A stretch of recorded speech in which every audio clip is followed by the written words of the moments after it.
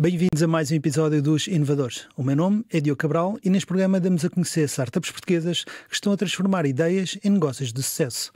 Neste episódio vamos falar sobre a implementação de inteligência artificial na área da medicina. A startup portuguesa Magical está a ajudar a que os médicos se centrem mais nos pacientes durante as consultas, em vez de passarem o tempo a tomar notas nos computadores. E para isso temos connosco os dois cofundadores da Magical, o Bruno Castilho, CEO da Magical, e o Miguel Regedor, CTO da Magical. Caríssimos, é um prazer ter-vos aqui. Contem-nos lá logo de início o que é a Magical, o que é que isso faz. Obrigado. Antes de mais, muito obrigado, Diogo, pelo amável convite. É um gosto estar aqui e agradeço também, em nome de toda a equipa da Magical, o convite para falarmos hoje sobre o que estamos a criar. De facto, a Magical é o software de inteligência artificial que permite desburocratizar a medicina e com isso criar um médico que nós estimamos que é 10 vezes melhor. Que é um médico que está 10 vezes mais focado no doente, que tem um contacto muito mais próximo com o doente e como é que se atinge isto? Reduzindo, de facto, a carga burocrática que é colocada sobre os médicos e tirando os médicos da frente do computador e dos papéis e pondo-os à frente do doente, que é onde nós queremos estar. E a Magical possibilita mesmo isso. Sim, eu até li alguns, quando estava a preparar para a entrevista, que metade do trabalho dos médicos é tratar de burocracia, isso é verdade? É verdade, é escandaloso. Sim, é assustador. Eu pensei que era uma coisa muito menos... a porcentagem era muito menor, não tão grande assim. Absolutamente, isso de facto são estudos até de âmbito internacional e quem está no terreno até sabe que esse número é maior, mas de facto a evidência demonstra mesmo isso, que metade do tempo de trabalho dos médicos é passado a tratar de burocracia. E só para termos uma noção, no Sistema Nacional de Saúde são cerca de 30 milhões de horas médicas que são passadas à frente de computador por ano. Consegue imaginar isto transformado em cuidado ao doente? A verdade é que isto é altamente deletério e passando aqui pelo problema que estamos a resolver, que é evidente, repare, para a eficiência do sistema de saúde, é muito mau ter os médicos à frente do computador em vez de estar a tratar de doentes. Para a própria investigação clínica também é péssimo, porque quando estamos a tirar registros, estamos na realidade a falar com o doente, a tirar registros e os nossos registros ficam com menos qualidade. Isso tem impacto na investigação que é feita com base nesses registros, tem impacto também na própria transmissão de informação entre especialidades que não é feita da melhor forma, porque lá está, os registros são tirados ou com muitas siglas. Os registros, só para quem não está a perceber, os registros são as notas que o médico vai tirando. Exatamente. Durante a consulta, não é? Exatamente, os registros clínicos feitos durante a consulta. Quem vai a uma consulta médica consegue ver o médico a escrever. Exato. Isso são os registros feitos durante a consulta. Só consegue ver o médico a escrever. É isso, na realidade consegue ver. Há uma história muito, muito engraçada. Esta história não é minha, nem foi contada por mim, mas de um colega que conta que uma vez pediu a uma criança para desenhar um médico e aquilo que a criança desenhou no consultório foi uma pessoa atrás de um computador. A escrever. Exatamente. Portanto, está a perceber, passamos para o terceiro grande impacto desta carga burocrática, que é esta relação, este ato demolidor naquilo que é a relação médico-doente. E sabemos hoje em dia que a relação médico-doente é absolutamente fundamental até para se conseguir diagnósticos corretos. Então, o que é que a Magical exatamente faz? O que a Magical faz, de facto, ao ser um software de inteligência artificial treinado para português médico, o que permite é que os médicos estejam só a falar com o doente, enquanto a Magical está a trabalhar em background, a ouvir a consulta, a transcrever, e no final aquilo que os médicos fazem é clicam num botão e têm notas clínicas de alta qualidade adaptadas à sua especialidade. Na prática, tivemos um médico que esteve a consulta inteira focado no seu doente, a falar com o seu doente e que depois tem registros de alta qualidade. Portanto, conseguimos o melhor de dois mundos aqui. Quando diz registros de alta qualidade, especifica um pouco mais. O que é que isso quer dizer? Notas clínicas de alta qualidade. Portanto, eu quando estou a falar com um doente, estou a tirar notas clínicas sobre quais são as doenças do doente, qual é a medicação do doente, e eu preciso desses registros, e esses registros têm que ter qualidade para ancorar as minhas decisões clínicas no futuro. E, portanto, com a Magical, esses registros são tirados com alta qualidade e de forma automática, e permitem então que os médicos estejam a falar com o doente enquanto esses registros estão a ser tirados de forma automática. Mais ainda, depois de uma consulta, é frequente os médicos terem que fazer um conjunto de documentação extra. Portanto, a burocracia não começa e acaba na consulta. Uma parte da burocracia acontece na consulta, mas depois é preciso fazer relatórios para determinadas intervenções, para referenciações a outras especialidades, e tudo isso a Magical... Seguradoras, por exemplo, e tudo isso a Magical é capaz de fazer autonomamente.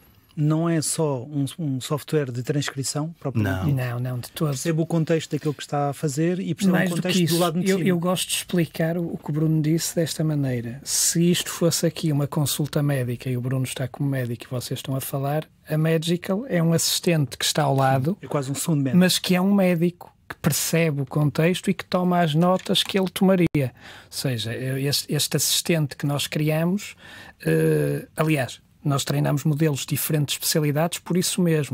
Nós fazemos modelos específicos para aquela especialidade, para aquela instituição. Era a minha segunda pergunta. Exatamente. Para qualquer tipo de especialidade ou vocês focaram-se para já numa determinada especialidade? Não, nós trabalhamos já com várias especialidades, mais de 15 especialidades neste momento, mas era o que o Miguel dizia. As notas clínicas têm que ser adaptadas à especialidade e por vezes nem só à especialidade, à subespecialidade ou àquele médico em específico. E muito do trabalho que nós fazemos é ter uma equipa de engenheiros e de inteligência artificial que permite adaptar as notas às necessidades específicas daquela especialidade ou subespecialidade. Um exemplo. Eu faço, imaginemos, cardiologia geral e a seguir vou fazer uma consulta de pacing cardíaco. É completamente diferente. Apesar de ser a mesma especialidade, as notas são completamente diferentes. E esse é o trabalho também da equipa, de adaptar as notas às necessidades específicas de todas as especialidades e subespecialidades e mesmo de alguns médicos. Alguns casos de alguns médicos. E eu acho que para quem está a ouvir, um exemplo óbvio disto é uma consulta de cardiologia, como o Bruno, ou uma consulta de psiquiatria. Se um doente na consulta de psiquiatria disser sinto mal quando estou na presença da minha mulher ou algo do género, é relevante para as notas daquela consulta. Na consulta de Bruno isso não é relevante. O que interessa é se ele tem dor no peito ou não. É um exemplo um bocado simplista, mas há essa diferença, ou seja, o modelo tem de estar adaptado, tem de ter esse contexto e em alguns casos, como o Bruno disse, nós vamos ao detalhe de... temos alguns modelos que fizemos para médicos específicos, ou seja, há médicos que gostam de notas de determinada maneira ou que querem determinadas nuances nos documentos. Mas isso foram vocês que fizeram? O médico tem essa capacidade de adaptar? Nesta fase é uma espécie de trabalho de consulting. Nós já temos na nossa plataforma formas de receber feedback do médico e depois, através desse feedback, com alguns médicos, trabalhamos e criamos modelos específicos. Não é comum estarmos a fazer para médicos individuais, mas é comum fazermos para instituições. No futuro prevê isso? Ou seja, prevemos. Ter uma linguagem de uma maneira ou mais de outra? E a organização das notas vem já preparada para determinado tipo de relatório tipificado ou é texto corrido? Como é que isso funciona? Ou seja, depois há a possibilidade de integrar as notas já se calhar com softwares que eles utilizam de gestão ou de marcação de exames e de consultas? Isso já vem preparado? Sim. É assim. Nós estamos a evoluir como uma startup, temos um roadmap em que o objetivo é integrarmos com o máximo de sistemas e com tudo que seja possível que esteja no hospital e automatizar o máximo de coisas para criar este médico que é 10 vezes mais rápido, ter o assistente que consegue ajudá-lo nisto tudo. Neste momento, as nossas notas são um texto, mas nós temos formatos especiais para facilitar a integração no software do hospital.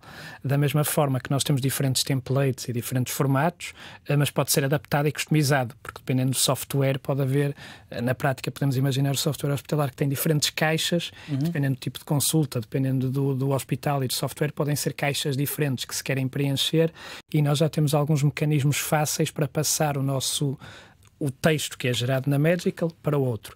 Temos mecanismos que não requerem qualquer integração do outro software.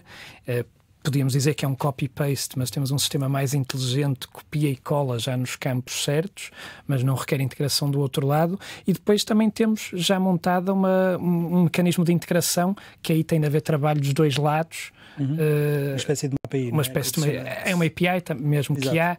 Que há diferentes níveis que podem integrar, pode ser pela API ou pode ser só um... Já entramos nos detalhes mais técnicos. Sim.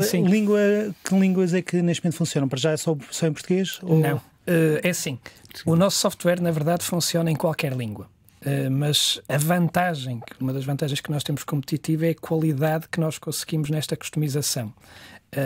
E a língua, a primeira onde nós fizemos esse trabalho de fine-tuning e de customizar e de adaptar foi em português. Ou seja, em português de Portugal nós temos uma vantagem que, embora existam outros softwares, não há nenhum que funcione tão bem como o nosso. Porém, funciona em qualquer língua. Funciona também em inglês, embora em inglês temos competidores mais relevantes. Temos alemão, temos francês. Alemão é também uma língua importante para nós no momento. Sem dúvida que português é a nossa bandeira. Claro, começamos foi aqui. por onde começaram. E foi por onde começamos. Qual é o vosso modelo de negócio no meio disto? Neste momento, o nosso modelo de negócio passa por vender horas de utilização do software. Portanto, nós vendemos o software de uma forma muito transparente com base na utilização. Parece-nos a forma mais cuidada de fazer isto chegar ao mercado.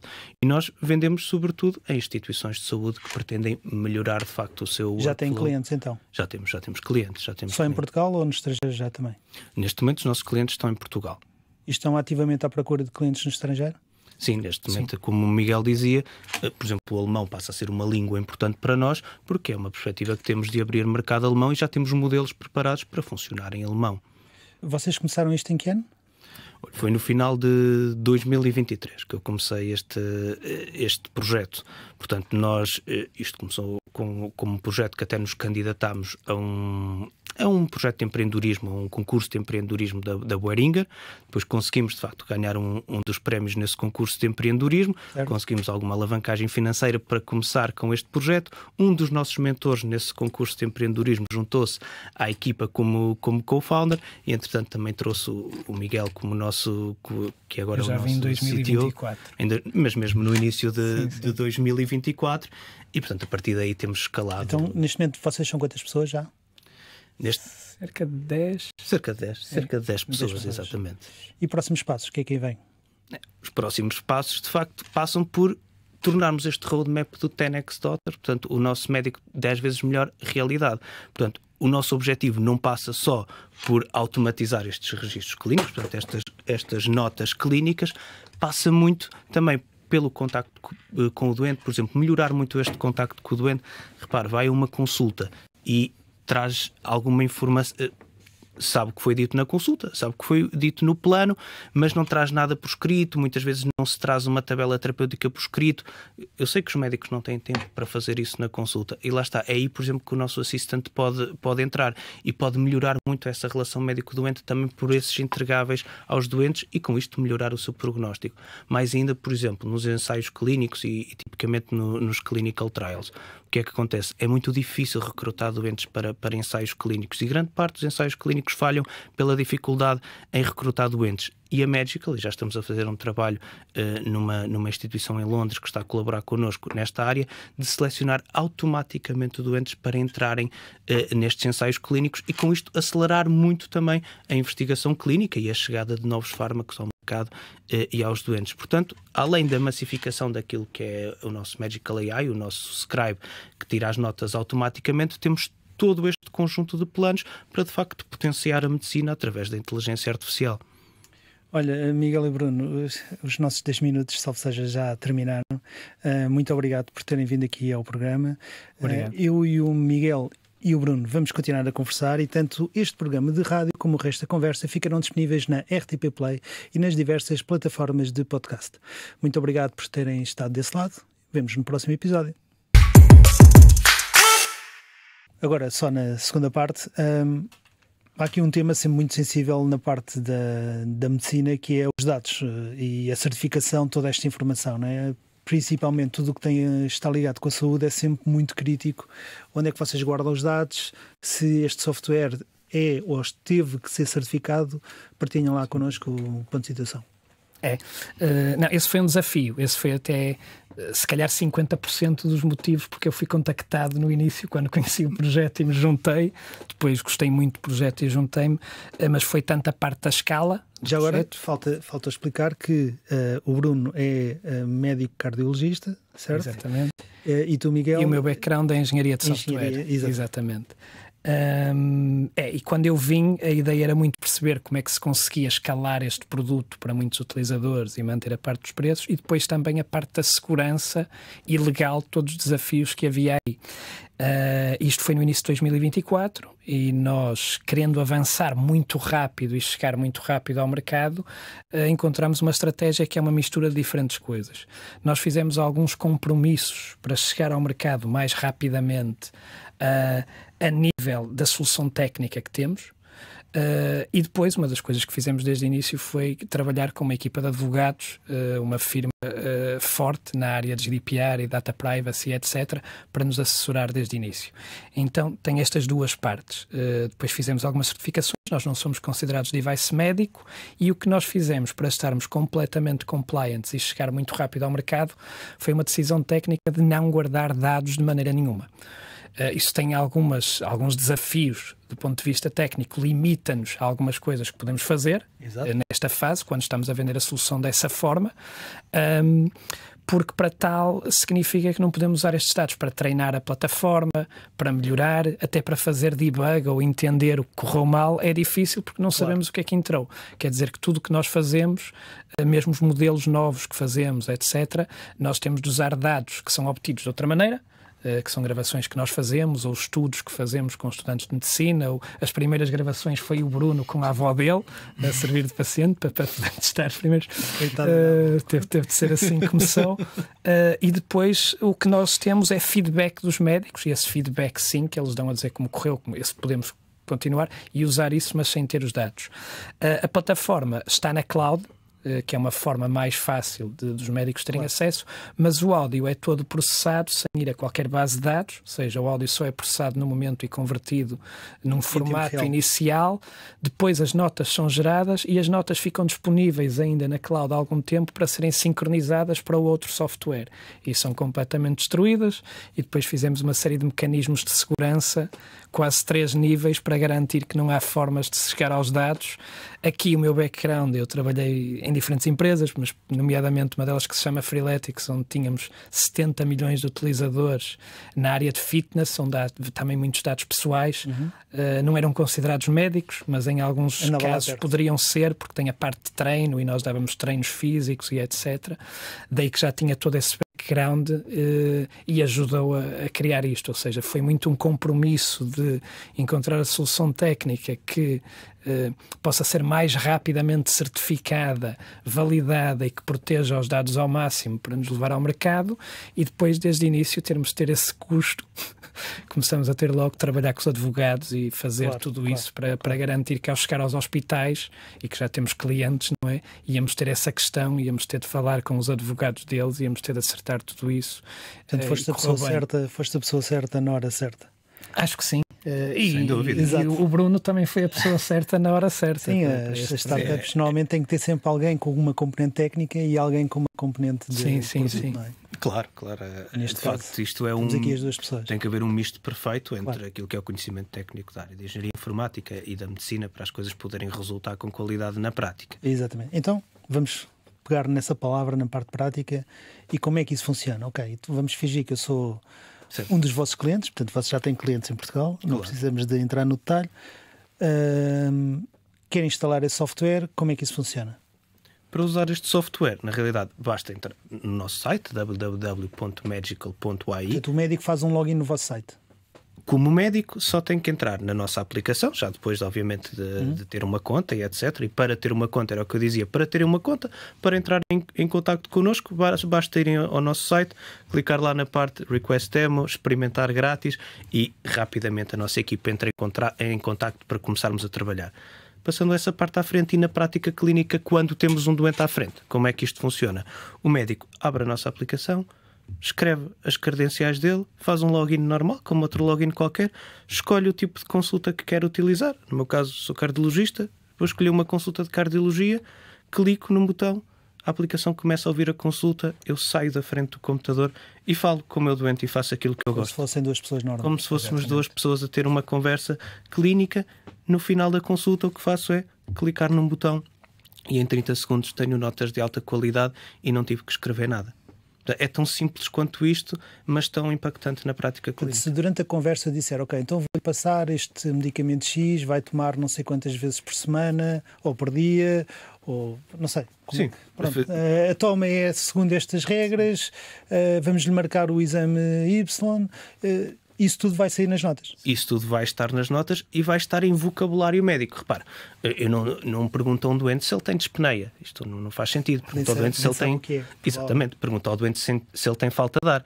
Nas minhas notas clínicas, Eu não quero ver vocabulário não médico, quero ver vocabulário técnico. Portanto, além da aplicação selecionar aquilo que é importante do ponto de vista clínico, ela ainda faz o trabalho de converter tudo naquilo que é vocabulário médico daquela especialidade ou vocabulário médico geral, para que as notas de facto tenham muita qualidade. E no final? E também, para ser claro, não segue uma ordem sequer, ou seja, se calhar há uma parte que é sintomas ou antecedentes, ou etc., e vai estar lá escrito o doente relata dispneia, ou o que quer que seja. E não foi isso exato, não foi essa palavra que foi dita na conversa, claro. mas é isso que sai daí. Mas o relatório está tipificado, não é? O relatório está tipificado para aquele tipo de sintomas que ele alertou, mesmo que essa conversa tenha vindo ou no início da consulta ou no final fim, da consulta. Aliás, uma coisa que acontecia às vezes nos nossos primeiros demos, mesmo a falar com o board de algumas instituições, é que nós mostrávamos a plataforma a funcionar e simulávamos um paciente médico. Tu fazias de médico, eu fazia de paciente. Algumas pessoas achavam que aquilo era ensaiado, mas não era. Eu começava-lhe a falar de problemas reais que tenho, às vezes, naquela reunião, e trocava o que dizia. Eu dizia, acho que tomo isto, acho que tomo... Não, afinal enganei-me. E as notas quase sempre chegavam ao fim e estavam boas. Com uma qualidade bestial. Tu no início até ficavas nervoso. O Miguel fazia-me suar com esse tipo de exemplos super difíceis quando estávamos a demonstrar o software. Para provar que era mas sim, mas eu estava confiante também que funciona. Claro. Eu até gostava de brincar um bocado com isso ali. E temos médicos, por exemplo, o que fazem é... Gostam de, por exemplo, dizer os exames clínicos antes do doente entrar. E aquilo que fazem é um relato de exames clínicos, em vez de estarem a escrever análises de abril de 2024 com hemoglobina 16. Não.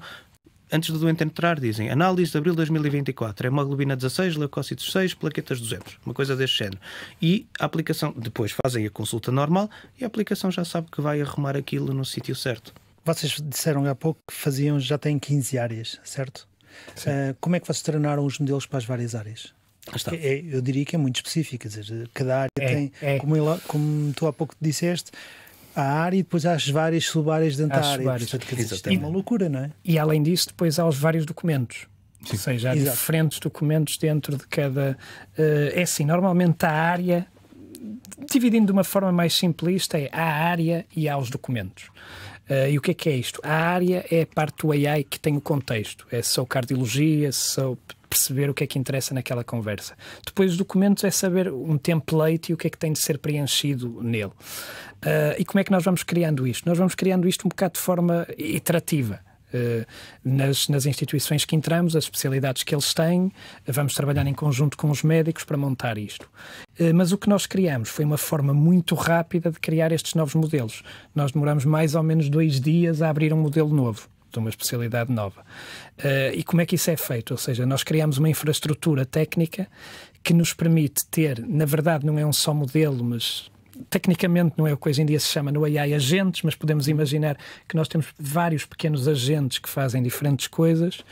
E porquê que essas notas no final são geradas? Nós podemos imaginar que há ali quase vários agentes, um que sabe corrigir e garantir que o nome dos medicamentos está todo direito, outro que vê se na conversa percebi bem ou mal, outro que sabe da parte daquela especialidade, outro que sabe o documento, e nós vamos montando todas estas peças e nós temos um sistema em que muito rapidamente, quando criamos um modelo novo, nós reaproveitamos esses elementos que já temos, o da língua, dos medicamentos, disto, e conseguimos em real time, também quando saem modelos novos da AI, quem segue a área, seja o DeepSeek, seja isto ou isto, pegar num desses, introduzir e pôr aqui num modelo novo, um tipo de consulta novo que também usei este e compararmos.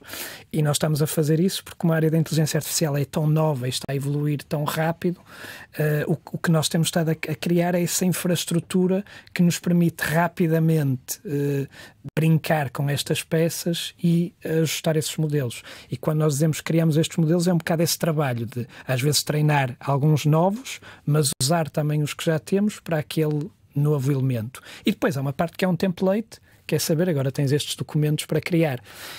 E normalmente é isso, é um processo de 2 dias, nós criamos um novo, damos ao médico, para criar esse novo tem-nos ser dado alguns exemplos, mas não muitos, do tipo de notas, do que é que fazem, etc.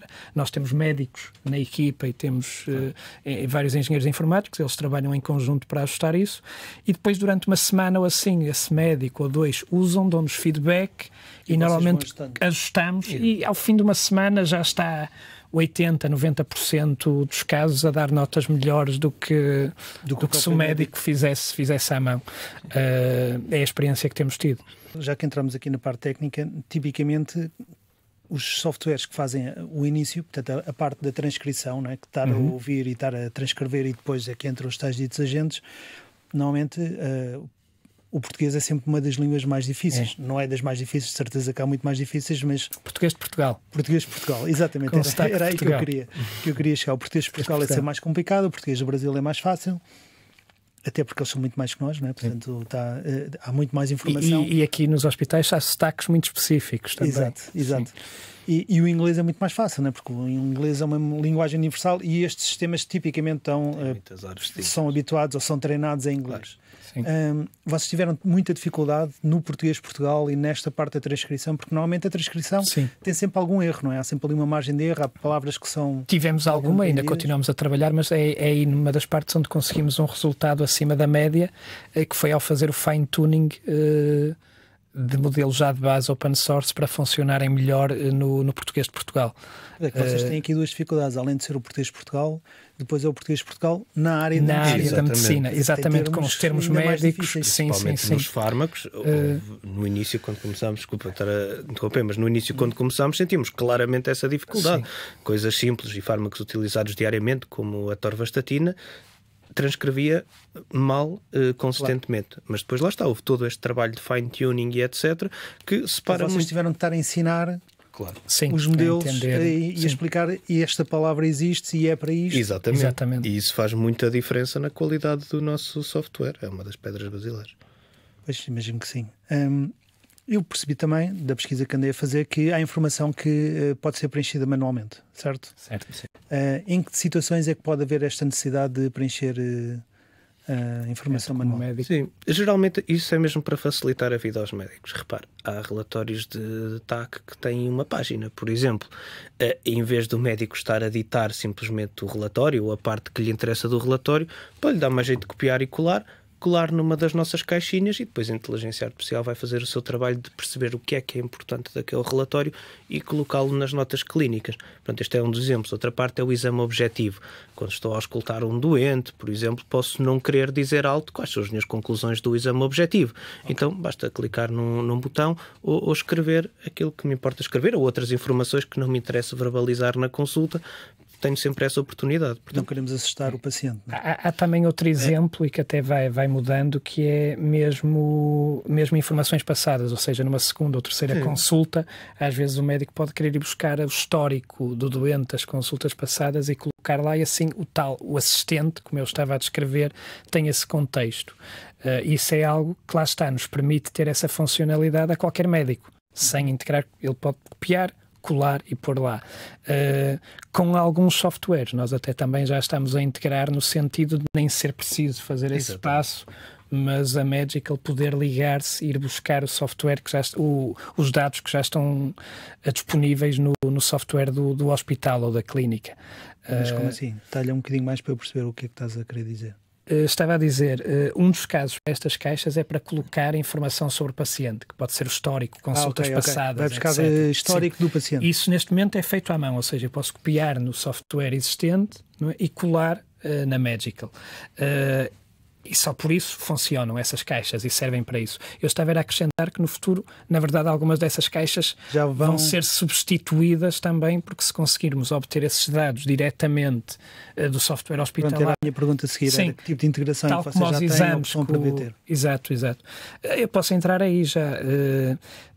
Temos 3 níveis neste momento, ou seja, o nível 1 é não integração, mas temos estes mecanismos que facilitam.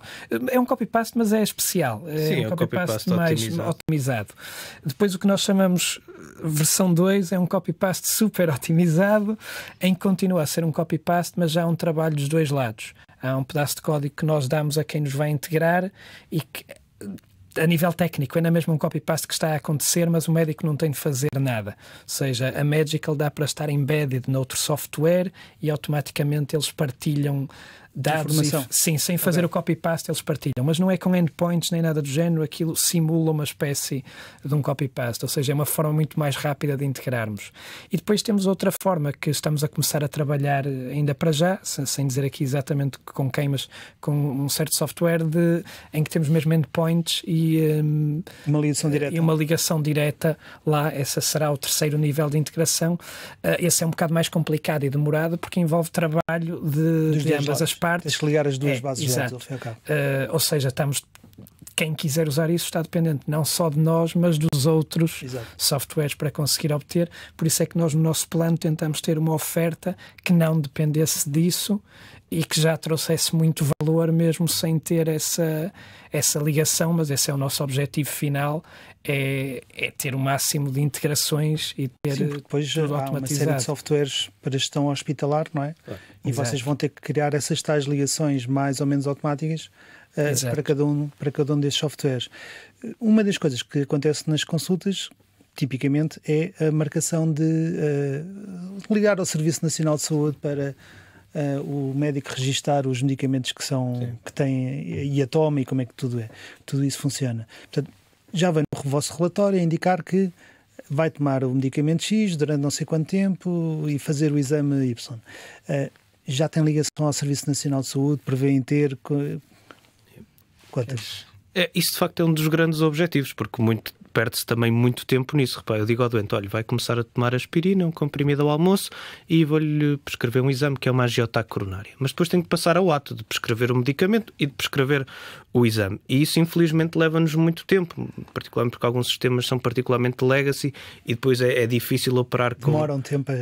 Demoram muito tempo a responder.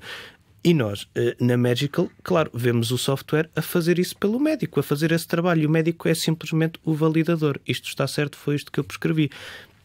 Estamos a começar esse trabalho com os softwares com os quais nos estamos a integrar e, claro, o objetivo da empresa é integrar-se com todos os softwares e ser capaz de o fazer em todos os softwares, incluindo aqueles do Sistema Nacional de Saúde. Mas os softwares privados contactam-nos, o Sistema Nacional de Saúde não nos contactou ainda diretamente. É isso. Conta-me lá então. Estava a dizer, softwares privados, por acaso temos tido iniciativa de parte deles. Temos contactado. Softwares privados de entidades hospitalares. Sim, que as entidades hospitalares utilizam. Exatamente. Sim. Procuram isso.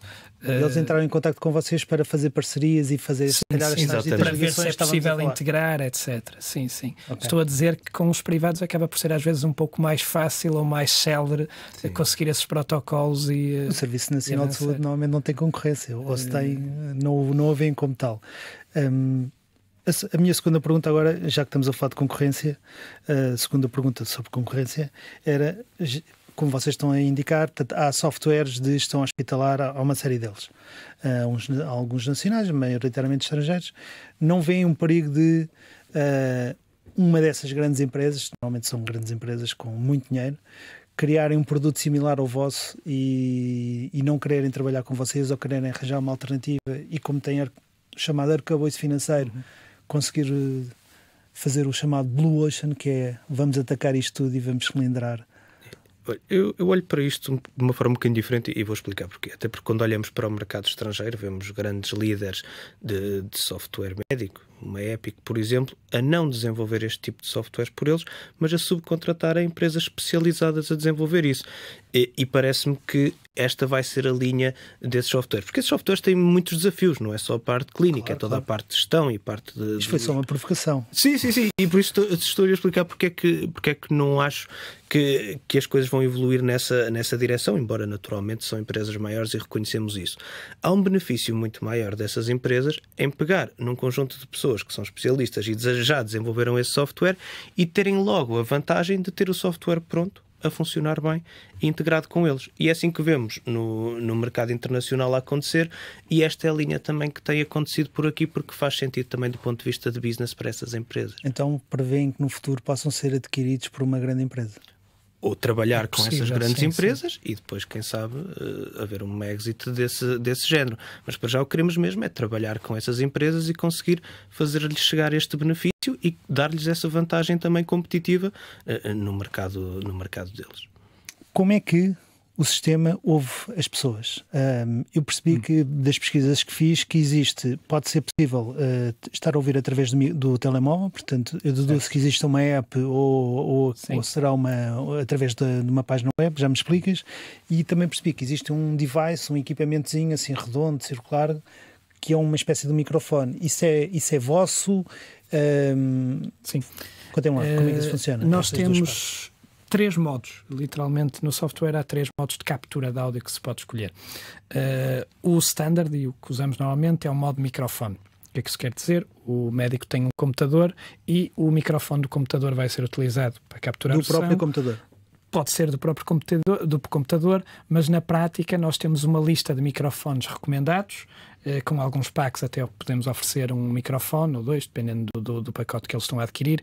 E esse microfone é um microfone USB que pode ser ligado ao computador e depois é um microfone pequenino de mesa, que não é nada intrusivo, que eles podem pousar na mesa e que nós já testamos e sabemos que tem boa qualidade. Mas pronto, este é o modo de microfone em que usa o microfone para capturar o áudio. Depois nós temos um modo telemóvel, que é para lá estar. Se o computador não tiver um bom microfone e principalmente se não houver esta oportunidade de comprar esse microfone ou algo do género, nós temos uma aplicação, é na verdade uma aplicação web, ou seja, é uma versão web da página, mas temos um mecanismo de sincronia entre o software web que está no computador e o que está no telemóvel. Basicamente o médico no modo telemóvel aparece um QR Code, ele usa o telemóvel e o telemóvel transforma-se no microfone e está a enviar e sincroniza com a sessão ali e funciona. E esse é muito prático, principalmente para médicos que queiram experimentar o software hoje, vêm ao nosso site, falam connosco e querem já experimentar, desde que tenham o telemóvel e o computador já vai funcionar. E depois temos o terceiro modo de captura de áudio, que está pensado para teleconsulta, onde há na mesma a captura de um microfone, mas desenvolvemos um código específico para poder capturar áudio que esteja a ser utilizado noutro tab ou noutro programa do computador, porque aqui há 2 canais diferentes. Se as consultas forem feitas através de Microsoft Teams ou de outro software que eles possam usar, nós conseguimos também capturar em videoconsulta o áudio. Por isso temos esses 3 formatos de funcionamento, sendo que o principal e o que advocamos com a melhor qualidade é o microfone de mesa aos anos recomendados por nós. Vocês não tiveram investimento, certo? Oficial, portanto investimento ronda seed. Exato. Não. O nosso percurso foi um bocadinho diferente, porque, como expliquei, nós conseguimos alguma alavancagem deste programa de empreendedorismo e depois, de facto, a Boehringer, a empresa que organizou este programa de empreendedorismo, e desde já o meu agradecimento, porque isso tem um impacto muito grande em nós médicos, que temos possibilidade, de facto, de tornar ideias realidade. E é muito também graças a estas indústrias que patrocinam este tipo de iniciativas. E, portanto, a Boehringer acreditou no nosso projeto e deu-nos uma sponsorship para nós o tornarmos realidade. Portanto, nós não tivemos, de facto, uma ronda de investimento per se, mas tivemos esta sponsorização por parte da indústria farmacêutica que nos ajudou a trazer aqui o software à prática. Mas agora, já com algumas vendas feitas, com software na prática, estamos ativamente à procura de investimento. E é investimento nacional, investimento estrangeiro, ou neste momento já tem alguns contactos? Como é que está essa situação? Sim, temos contactos nacionais. Exatamente. Também temos estrangeiros, por acaso, mas é possível que uma primeira ronda que seja nacional, mas não estamos fechados exclusivamente. E tem data para isso? Há data para essa ronda já prevista? Ou neste não está momento... fechada a data, mas é suposto ser muito breve e de curto prazo. Muito breve, ainda este ano, garantidamente. Sim, ainda este ano. Ok, vou ficar atento, vou ficar à escuta, como se costuma dizer. Portanto, temos aqui um médico, temos alguém da área do IT, e o resto da equipa, como é que vocês têm dividido o resto da equipa? Temos equipa médica também. Portanto, desde advisory até pessoas mesmo internas que são médicos, que fazem contato com os médicos, nos ajudam a desenvolver modelos, e depois temos a nossa equipa de IT e marketing. Ou seja, temos a parte médica principalmente que o Bruno trouxe. Eu, quando me juntei, eu na verdade estou ligado a mais startups. Certo. E tinha uma empresa, eu próprio, a qual... Aliás, o convite fica aqui feito para depois trazeres para uma das outras startups que tens aí. O que aconteceu é que eu virei parte de algumas dessas startups e empresas da equipa para a Magical. seja, realoquei Portanto, algumas pessoas. Roubaste pessoas à tua própria pessoas startup, à minha própria startup para pôr aqui. Porque, efetivamente, quando conheci o Bruno e a equipa no início, eu vi muito potencial neste projeto, e estamos a falar há menos de um ano, e na altura eu achei que estava ali uma oportunidade com a equipa toda, as pessoas que já estavam ligadas, para se conseguir fazer o produto e chegar ao mercado.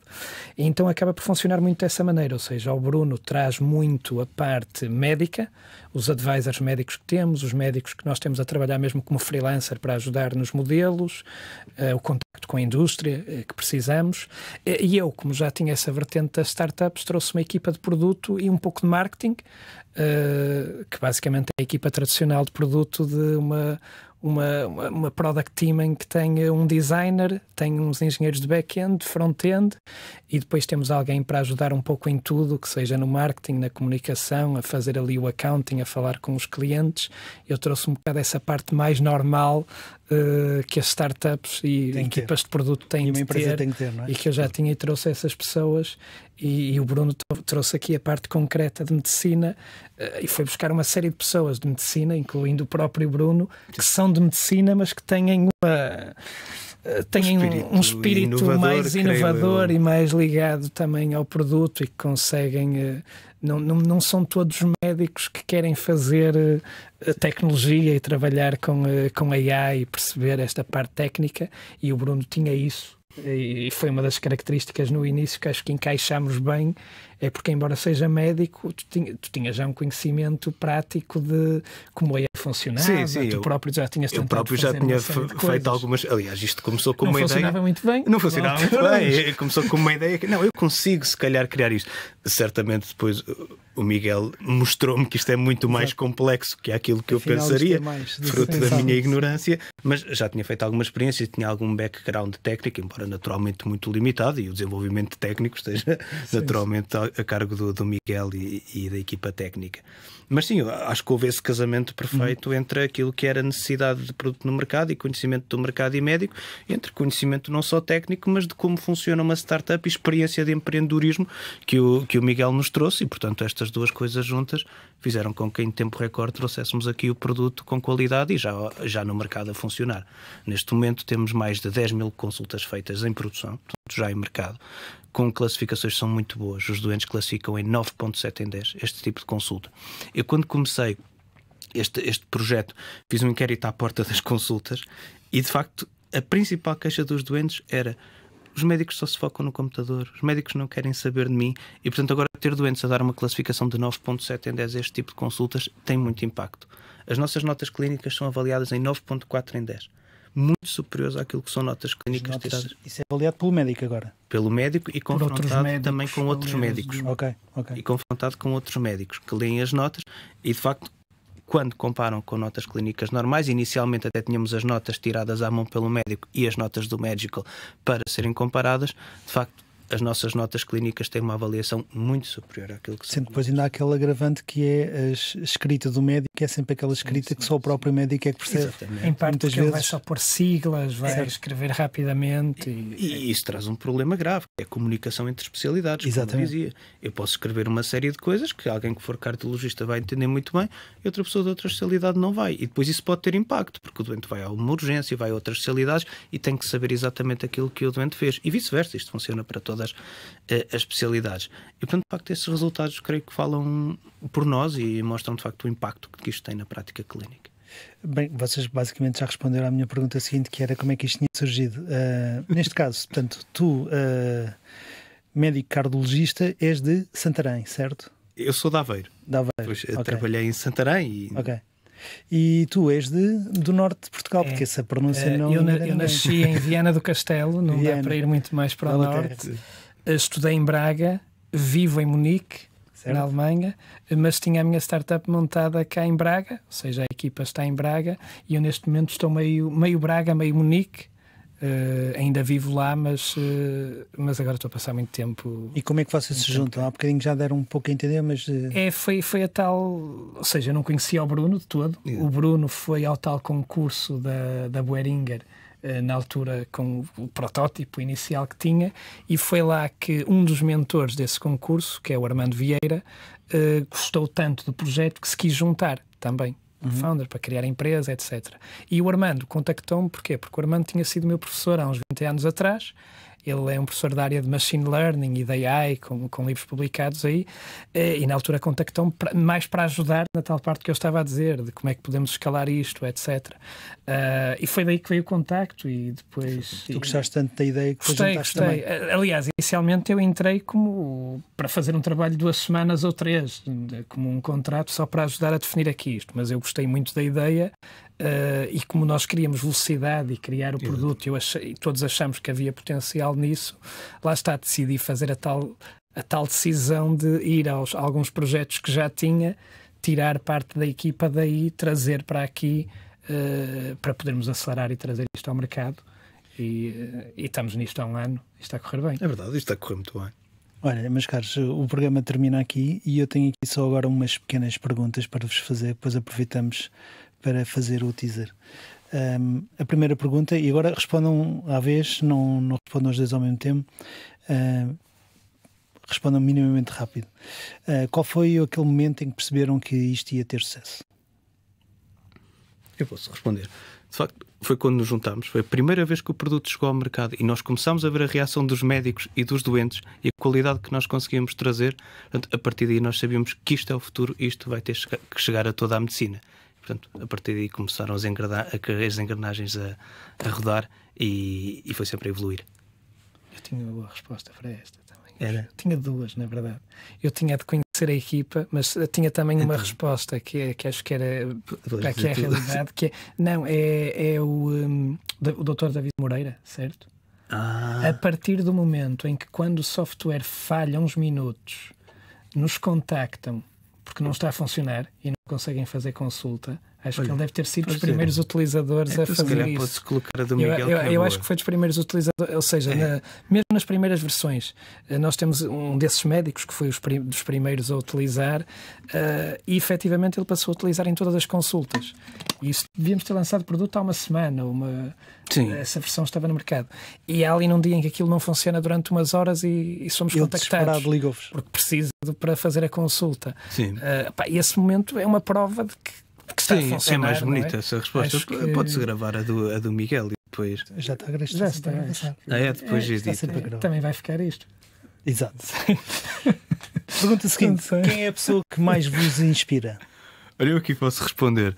De facto, o professor Alain Cribier, ele é um cardiologista, até faleceu há pouco tempo, e é o pai de pôr aquelas válvulas pelas pernas. As pessoas não sei se já ouviram falar disto. E tudo começou com um sonho que ele tinha, de facto, de resolver um grande problema que havia para essas pessoas que não podiam ser operadas e morriam, não havia nada que se podia fazer. E o homem tem uma vida de desenhar o protótipo dele, conseguir financiamento, trazer o protótipo ao mercado. A primeira válvula que se implantou destas foi de um doente que ia morrer e que ele implantou a válvula e à tarde estava a celebrar com o doente a grande melhoria que ele tinha. E, portanto, obviamente não me comparando, porque isto é um impacto muito grande e hoje em dia milhões de pessoas devem-lhe a vida, eu olho para estes inovadores na medicina e gostaria de algum dia poder fazer alguma coisa parecida com um impacto tão grande. E pronto, fica aqui o meu contributo para a Magical, naturalmente não me comparando, mas tentando inovar na medicina e trazer benefício aos doentes. A terceira pergunta: a pior experiência com um cliente? Eu disse que ia pensar nesta há bocado, mas não pensei. Nós podemos às vezes falar dos atrasos a responder, alguma coisa desse género, nós queremos avançar. Eu, para ser honesto, a minha pior experiência não é na Magical. Na Magical não temos tido maus clientes. Sim. Têm sido todos bons. Não precisa de ser um mau cliente, só precisa de ser uma má experiência. Não, mas uma má experiência com um cliente, eu diria que uma má experiência, acho que é óbvia, num outro projeto, numa startup minha, é um cliente que era importante, que tinha relevo e que fez um contrato anual e que no fim desse ano, uns meses antes, cancelou o contrato, e tinha muito significado para a empresa e era algo muito importante, e nós pusemos muitas resources e muito esforço a garantir que aquilo funcionava. Perdemos, se calhar, muitas outras oportunidades para fazer aquilo funcionar, e aquilo veio por carta escrita, e eu, quando estou em casa e abro a carta e leio aquilo, é das piores experiências que me sinto. Era também mais novo e senti-me mesmo quase como quando um familiar morre ou algo do género ao ler aquilo, porque punha em causa muito aquele projeto na altura não é propriamente não, o mas cliente aqui que é tratado mal, mas trazendo aqui para a foi uma Magical, sensação má. Eu acho que a pior experiência que tivemos agora com clientes, e não tendo tido nenhuma experiência má, foi só o facto de às vezes nós queremos avançar, queremos levar isto ao mercado, queremos fazer, e naturalmente as estruturas demoram a responder e demoram a implementar. E as experiências menos boas que vamos tendo é de demoras a implementar. E isso atrasa-nos porque queremos pôr resources, queremos começar a ver os efeitos na prática clínica e por vezes atrasa-nos. Agora, um mau cliente, uma má experiência com o cliente, ainda não podemos dizer que tivemos, porque não tivemos. É verdade. Muito bem. Tu é melhor, acho eu. É mais politicamente correta e é verdadeira. A minha é mais triste. 1 milhão de euros de investimento ou 100 novos clientes?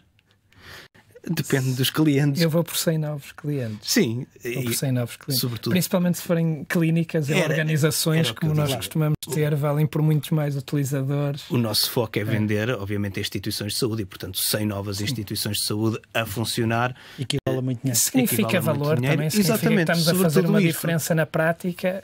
O investimento não significa necessariamente que estamos a melhorar o dia-a-dia de alguém, mas termos clientes a utilizarem acho que significa, por isso. O que nós queremos é as pessoas a utilizar o nosso produto e, portanto, para isso é preciso clientes e é isso que nós queremos. Portanto, escolhemos os 100 clientes, sem dúvida. Onde é que vês a Magical daqui a 5 anos?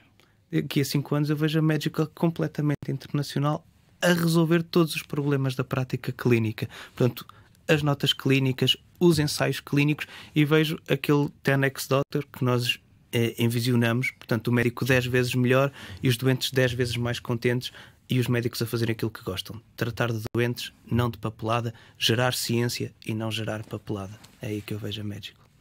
Bruno e Miguel, olha, muito obrigado por terem vindo aqui ao programa dos Inovadores. Para quem está em casa a ver-nos e a ouvir-nos, espero que tenham gostado desta conversa. Vemo-nos no próximo episódio. Até a próxima semana.